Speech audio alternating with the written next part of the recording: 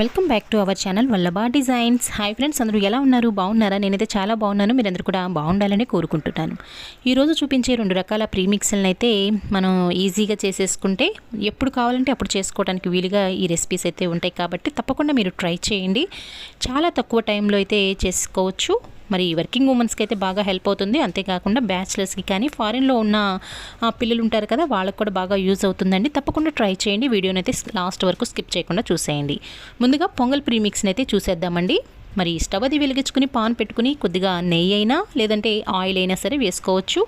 నేనైతే నెయ్యి తీసుకున్నానండి. నెయ్యి క్వాంటిటీ అనేది కొద్దిగా నేను ఎక్కువ వేసేసుకున్నాను. మళ్ళీ తీయడం ఎందుకులే అన్న ఉద్దేశంతో నేను అలాగే ప్రిపేర్ చేసుకుంటున్నాను. ఒకవేళ మీరు నూనె అయినా సరే నెయ్యి అయినా వేసుకునేటప్పుడు క్వాంటిటీ అనేది కొద్దిగా చూసుకుని వేసుకోండి. పొంగల్ అనగానే మీకు తెలుసు కదా ఏమేమి వాడుకుంటారు అనేది. మనకి జీలకర్ర, మిరియాలు, అల్లం ముక్కలు, కొద్దిగా జీడిపప్పు, పచ్చిమిర్చి ముక్కలు వేసుకుంటాం కదండి.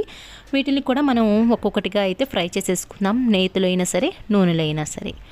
ముందుగా అయితే నేను మిరియాలు ఇవి వేసానండి. ఇవి కొద్దిగా ఫ్రై అయిన తర్వాత దీనిలోకి జీడిపప్పు, జీలకర్ర, నెక్స్ట్ వచ్చేసరికి అల్లం ముక్కలు, పచ్చిమిర్చి వేసుకోండి. నేను కరివేపాకు వేయటం అనేది ఇప్పుడు మర్చిపోయానండి. అందువల్ల నేను రెసిపీ మధ్యలో ఉండంగా అయితే వేసాను. ఒకవేళ మీరు వేసుకోవాలి అనుకున్నట్లయితే ఇట్లా ఆయిల్లోనే వేసేసుకొని బాగా ఫ్రై చేసుకోండి.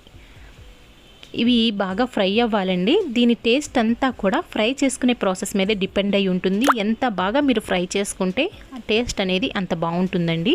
మరి ఇది ఎక్కువగా వర్కింగ్ ఉమెన్స్ ఉంటారు కదండి, వాళ్ళకి పొద్దున పూట చాలా బిజీగా ఉంటుంది. పొద్దున బ్రేక్ఫాస్ట్లు కానీ లంచ్ బాక్సులు కానీ రెడీ చేసుకోవటం, పిల్లల్ని రెడీ చేయటం, వాళ్ళకి కావాల్సిన థింగ్స్ అన్నీ కూడా రెడీ చేసుకోవటం, ఇలా ప్రతిదీ కూడా లేడీస్ చేసుకుంటూ ఉండటంలో కొంచెం బిజీగా ఉంటారు కదా మార్నింగ్ టైంలో. అలాంటప్పుడు ఈ రెసిపీ అనేది బాగా యూజ్ అవుతుందండి. వారంలో ఒకసారి ఏదో ఒక రోజు కొద్దిగా టైం తీసుకుని మనం ఒక్కసారి ప్రిపేర్ చేసి పెట్టుకున్నామంటే ఎప్పుడు కావాలంటే అప్పుడు కొన్ని నిమిషాల్లో అయితే ప్రిపేర్ చేసుకోవచ్చు.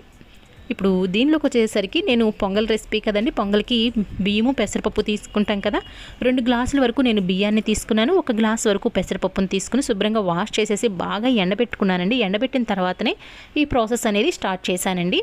దీనికి ఈ రెసిపీకి ఎక్కువ టైం ఏదన్నా పట్టింది అంటే ఈ రైస్ అనేది ఆరటంలోనే కొద్దిగా టైం అనేది పట్టిద్దండి. రైస్ అనేది వన్స్ ఆరబెట్టుకున్నాక మనకి ఎక్కువ టైం అయితే పట్టదు. మరి దీనిలోకి నేను కరివేపాకు మర్చిపోయాను అన్నాను కదండి. దీన్ని ఇప్పుడు ఫ్రై చేసుకుంటున్నాను. దీనిలోనికి తగినంత సాల్ట్ని కూడా యాడ్ చేసుకోవచ్చండి. ఏమేమి కావాలి అనేది అన్నీ కూడా ఇప్పుడు ఒకసారి ఇందులో వేసేసుకోవటమేనండి. కలర్ అనేది కొద్దిగా చేంజ్ అవ్వాలి, మాడకూడదు. గరిటతో ఎక్కువ టైం అయినా సరే సిమ్లో పెట్టేసేసుకుని ఇలా ఫ్రై చేసుకున్నట్లయితే మంచి వాసన కూడా వస్తుందండి. నేతిలో వేయించుకుంటున్నాం కదా. ఆ టైం అనేది ఇప్పుడు మాత్రమే పట్టిద్దండి. తర్వాత ఫ్యూచర్ యూజ్లోకి ఎక్కువ టైం అయితే పట్టదు. ఏదైనా మనం ఒక్కసారి శ్రమ పెట్టాలి అంతేనండి. ప్రతిసారి శ్రమ పెట్టే కంటే ఒక్కసారి శ్రమ పెట్టడం ఈజీ కదా. మరి వీకెండ్స్లో అయితే ఇలా ప్లాన్ చేసుకోండి. కంప్లీట్గా చల్లారిపోవాలండి. చల్లారిపోయిన తర్వాతనే నెక్స్ట్ పొంగల్ని అయితే మనం ఈ ప్రీమిక్స్తో చేసేసుకుందాం. నేను ఈవినింగ్ టైంలో రెడీ చేసి పక్కన పెట్టుకున్నానండి. చల్లారిపోయిన తర్వాత నేను మార్నింగ్ బ్రేక్ఫాస్ట్ కింద ఈ రెసిపీని అయితే చేస్తున్నాను. 1.5 గ్లాసుల వరకు నేను ఈ ప్రీమిక్స్ని అయితే తీసుకున్నాను. 3.5 గ్లాసుల వరకు వాటర్ని అయితే పోసేసుకుని ఇట్లా కుక్కర్లో పెట్టి 3 విజిల్స్ అయితే రానిచ్చానండి. చూస్తున్నారు కదా, మనం రైస్ని ఏ విధంగా అయితే బియ్యం కడుక్కుని కుక్కర్లో పెట్టుకోవడం ఎంత ఈజీనో పొంగల్ని కూడా అంత ఈజీగా చేసుకోవచ్చండి ఇలా ప్రీమిక్స్ కనుక ఉన్నట్లయితే. చూస్తున్నారా, మీతో మాట్లాడేలోపే నేను పొంగల్ అయితే ప్రిపేర్ చేసేసుకున్నాను. దీనిలోకి కొబ్బరి చట్నీ అయినా సాంబార్ అయినా చేసుకున్నాము అంటే సూపర్ కాంబినేషన్ అండి. మరి తప్పకుండా ట్రై చేయండి.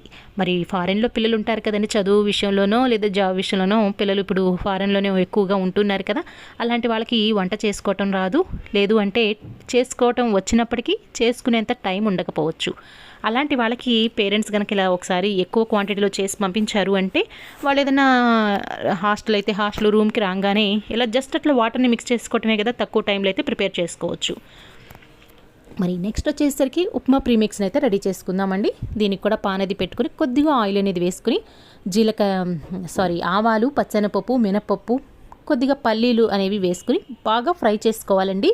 దీనిలోకి కొద్దిగా అల్లం ముక్కలు, పచ్చిమిర్చి ముక్కలు, జీడిపప్పు పలుకులు కూడా వేసుకున్నట్లయితే టేస్ట్ అనేది ఇంకా బాగుంటుంది. ఈ టైంలోనే మీరు ఆనియన్ ఉంటుంది కదా, ఆనియన్ కూడా చిన్న చిన్న పీసెస్గా అయితే కట్ చేసుకుని గోల్డెన్ కలర్ వచ్చే వరకు ఫ్రై చేసుకోవాలండి. ఆనియన్స్ని అయితే నేను వేయలేదు. మా పిల్లలు ఆనియన్స్ అని పెద్దగా ఇష్టపడరండి. ఉప్మాలో ఏదైనా ఆనియన్ పీస్ కనిపించింది అంటే తీసి నా చేతిలో పెడతా ఉంటారు. అందువల్ల నేను ఆనియన్ అయితే స్కిప్ చేశానండి. మీరు వేసుకునే ఉద్దేశం ఉంటే ఇప్పుడే వేసేసుకోండి. కరివేపాకును కూడా వేసేసుకుని బాగా ఫ్రై చేసేసుకోవటమేనండి. మరి ఒక్కసారి కదండి శ్రమ అనేది, వీకెండ్స్లో ఇలా ప్లాన్ చేసుకోండి.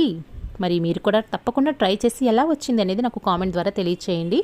ఇప్పుడు అల్లం ముక్కలు, పచ్చిమిర్చి ముక్కలు కూడా వేసేసుకోవాలండి. ఇలానే బిర్యానీని కూడా మనం ప్రీమిక్స్ చేసుకోవచ్చు. సేమియా ఉప్మా చేసుకుంటాం కదండి, సేమియాలను కూడా ఇలానే ప్రిపేర్ చేసుకోవచ్చు అండి. కాకపోతే సేమియాకి అనేది ప్రాసెస్ అనేది కొద్దిగా డిఫరెంట్గా ఉంటుంది. ఇప్పుడు ఇవి బాగా ఫ్రై అయిపోయినాయండి. ఫ్రై అయిపోయిన తర్వాత దీనిలోకి మనం తీసుకున్న రవ్వను కూడా మిక్స్ చేసేసుకుందామండి. రవ్వ క్వాంటిటీ అనేది ఇంత అని ఏమీ లేదండి. మనం ఎంత వేసుకోవాలి అనుకుంటే అంత రవ్వనైతే వేసుకుని కలర్ చేంజ్ అయ్యే వరకు ఈ రవ్వనైతే బాగా ఫ్రై చేసుకోవాలి. మాడకుండా చూసుకోండి జాగ్రత్తగా. ఇది వంట రాని వాళ్ళు కూడా ఈజీగా చేసుకునే ప్రాసెస్ అండి ఇది. ఇంట్లో ఒకవేళ మనం ఎక్కడికైనా ఊరు వెళ్ళాలి అనుకున్నప్పుడు ఇంట్లో వాళ్ళకి ఈ బ్రేక్ఫాస్ట్ అనేది ఇబ్బంది లేకుండా ఉండాలన్నా కూడా ఇలా ఈ రెసిపీస్ అనేవి బాగా యూజ్ అవుతుంది అండి. మనం ఇలా స్టోర్ చేసి పెట్టుకున్నామంటే జస్ట్ వేడి నీళ్ళు మరగబెట్టుకోవటమే కదండి. అలా కెటిల్లో వాటర్ పోసి పెట్టినా కూడా వాటర్ అనేవి మరిగిపోతాయి కదా. మరిగిపోయిన వాటర్ని ఇందులో మిక్స్ చేసుకోవటమే కదా. మరి ఈజీగా చేసుకునే ప్రాసెస్. అంతేకాకుండా జర్నీలో బాగా హెల్ప్ అవుతుందండి. ఏదైనా మనం టూర్ అది ప్లాన్ చేసుకుని వెళ్ళిన కిడ్స్తో వెళ్ళినప్పుడు మరి ముఖ్యంగా ఫుడ్కి అనేది ఇబ్బంది పడకుండా ఉండాలి అంటే ఇలా 2-3 రకాల ప్రీమిక్స్లు కనుక మనం క్యారీ చేసామనుకోండి, మనం ఏదైనా రూమ్లో కానీ అట్లా దిగినప్పుడు తప్పకుండా కెటిల్ అనేది ఉంటుంది కదా. జస్ట్ వాటర్ని బాయిల్ చేసేసుకుని ఇందులో మిక్స్ చేసేసుకుని మనం హ్యాపీగా లంచ్ అయితే లంచ్కి, బ్రేక్ఫాస్ట్కి అయితే బ్రేక్ఫాస్ట్కి ఈ రెసిపీస్ అయితే మనకు బాగా యూజ్ అవుతుంది. తప్పకుండా ట్రై చేయండి. మరి ఇప్పుడు దీనిలోకి తగినంత సాల్ట్ని కూడా యాడ్ చేసేస్తున్నానండి.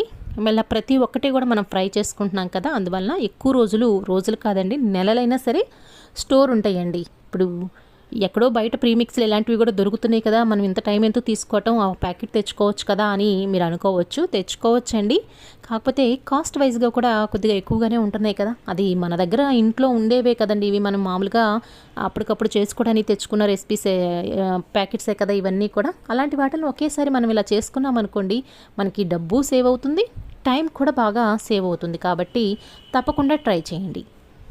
మిగిలిన టైం చక్కగా హ్యాపీగా ఈ వంట చేసుకునే ప్రాసెస్ అనేది కొద్దిగా లెంతీ ప్రాసెస్సే కదండి. ఇలా షార్ట్ టైంలో మనం చేసుకోగలిగితే ఆ టయాన్ని ఫ్యామిలీకి కేటాయించుకోవచ్చు. లేదా మనం ఏదైనా చేసుకోవాలి అనుకున్నప్పుడు ఆ పనికి ఈ టైంని అయితే సేవ్ చేసుకోవచ్చండి. మరి చూస్తున్నారు కదా, కరివేపాకు చల్లారిపోయిన తర్వాత కూడా ఈ రకంగా బ్రేక్ అవ్వాలండి. అట్లా బ్రేక్ అయ్యింది అంటే ఈ ఫ్రై అనేది అంత పర్ఫెక్ట్గా అయినట్టు లెక్కండి.